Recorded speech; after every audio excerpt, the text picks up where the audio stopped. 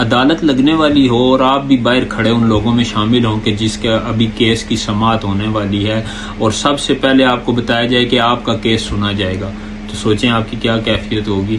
اسی طرح قیامت کے دن بھی ایک عدالت لگے گی۔ اللہ عز و جل جس وقت وہ عدالت قائم فرمائے گا تو اس میں سب سے پہلا جو جھگڑا ڈسکس کیا جائے گا نا، جو جھگڑا سب سے پہلا ڈسکس کیا جائے گا وہ دو پڑوسیوں کا ہوگا۔ دو پڑوسیوں کا آپس میں جو جھگڑا ہوا ہوگا نا، سب سے پہلے اس کو ڈسکس کیا جائے گا۔ تو تھوڑا ڈر جائیں پڑوسیوں کے معاملے میں نا، تھوڑا سا خوف زدہ ہو جائیں، اللہ سے ڈر جائیں۔ کہیں ہم ان لوگوں میں تو شامل نہیں ہیں کہ جن کے پڑوسی ان سے تنگ ہیں۔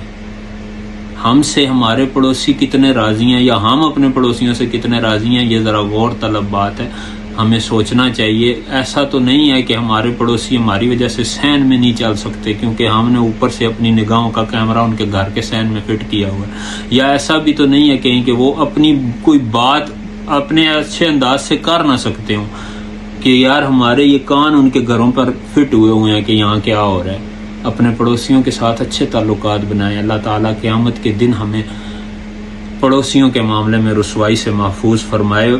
وعن عقبۃ بن عامر قال قال رسول اللہ صلی اللہ تعالی علیہ وسلم اول خصمین یوم القیامت جارانی، اول خصمین یوم القیامت جارانی، اول خصمین یوم القیامت جارانی۔